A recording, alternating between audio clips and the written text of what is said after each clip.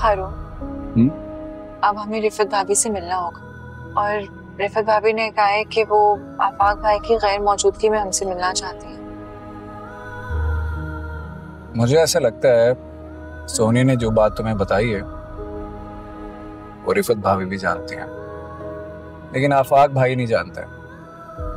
लगता तो मुझे भी यही है, इसलिए तो रिफत भाभी ने हमें उस टाइम पे बुलाया जिस टाइम पर आफाक भाई ऑफिस जाते हैं।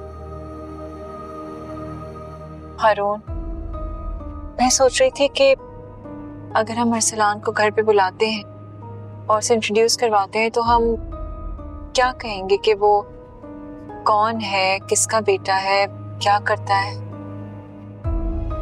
देखो इरम, मैं जानता हूँ झूठ बोलना बहुत बुरी बात है और मैं झूठ बोलता भी नहीं हूँ, लेकिन इस नेक काम में झूठ बोलना पड़ेगा। क्या कहेंगे? हम ये कहेंगे कि अरसलान का बड़ा भाई जिसका नाम इमरान है वो यूएस में मेरे साथ होता है, तो उसने मुझे कहा था कि मेरे भाई के लिए कोई अच्छा सा रिश्ता ढूंढो। That's it. ये ठीक है। एक बार रिश्ता हो जाए उसके बाद में संभाल लेंगे।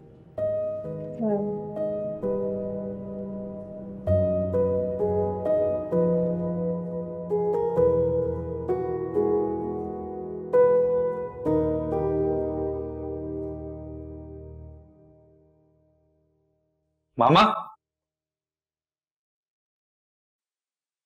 मामा,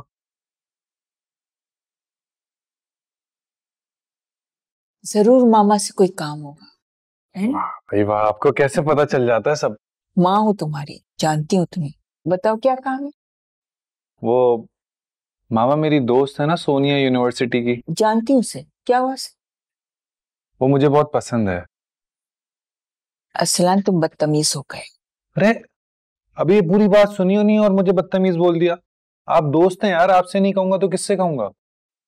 अच्छा बताओ क्या कहना चाहते? मामा मैं उससे शादी करना चाहता हूँ। शादी करना चाहते? अभी तुम्हारी एजुकेशन मुकम्मल हुई नहीं और ये फिजूल ख्याल तुम्हारे दिल में आया कैसे? मामा मैं जानता हूँ कि ये मेरा लास्ट सेमेस्टर है और सोनिया का भी लास्ट सेमेस्टर है। तुम तो पागल हो गए। क्या सोनिया के घर वाले भी पागल हो गए? मेरा ख्याल है ज्यादा पढ़ पढ़ के ना तुम्हारा दिमाग खुश्क हो गया है। मेरा दिमाग खराब मत करो। मामा उनको तो पता ही नहीं है अभी। सोनिया के घर वालों को नहीं पता और तुम शादी करने चले। मेरा दिमाग मत खराब करो। मामा प्लीज, ये सीरियस मैटर है, प्लीज। तुम्हारी एजुकेशन मुकम्मल होने से पहले ये काम नहीं हो सकता। मामा तब तक तो बहुत देर हो जाएगी। क्या मतलब है तुम्हारा? मामा हुआ ऐसा है कि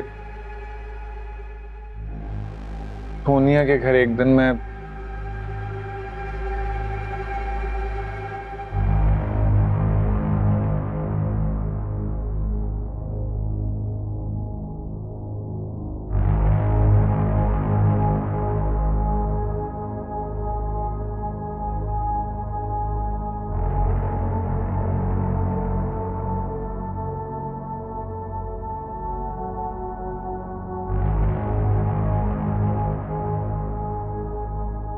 मामा मेरी वजह से मेरी दोस्त की इज्जत पे बात आई हुई और उसके पूरे खानदान की।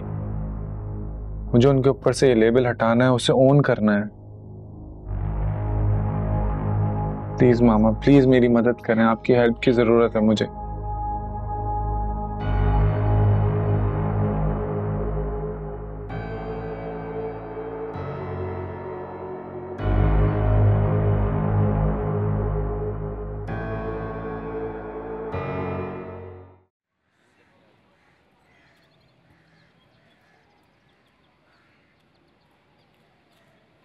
ये सब आपने नहीं किया रिफत भाभी, इसमें आपका कसूर नहीं।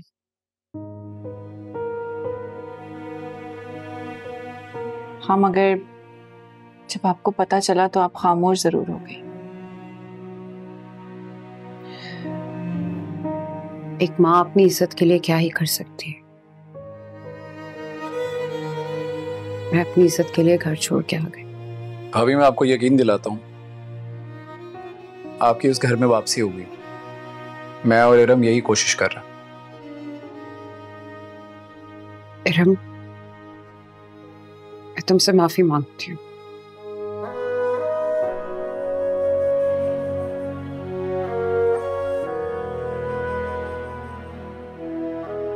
बहुत शर्मिंदा हूँ तुमसे। तुम हमारे साथ सिंसियर थी और तुम्हें इतना कुछ मेरी बेटी की वजह से सहना पड़ा।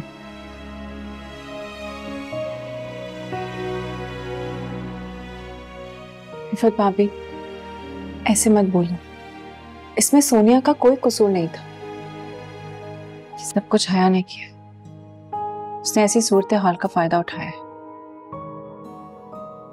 अब मैं आफाक को कैसे समझूं?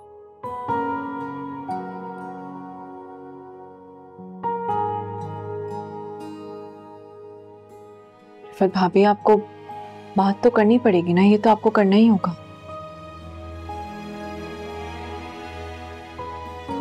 और भाभी, आपको किसी भी किस्म की हेल्प चाहिए हो, मैं और इरम सिर्फ एक कॉल की दूरी पर।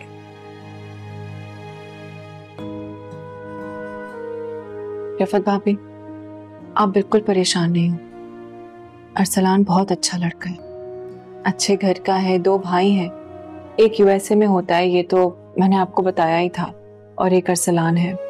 इंशाल्लाह हमारी सोनिया वहां बहुत खुश रहेगी।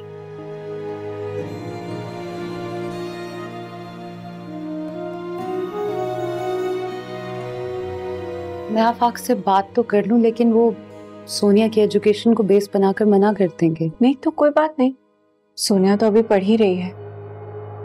अभी बात पक्की कर लेते हैं, फिर जब एग्जाम्स खत्म हो जाएंगे तो फिर इंशाल्लाह आप शादी की डेट भी ले लेंगे।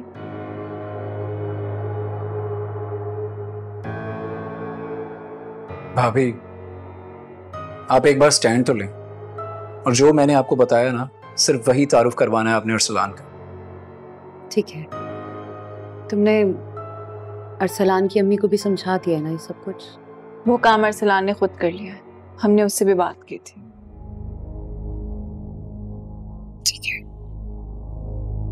आज ये बात करती हूँ आफाक से।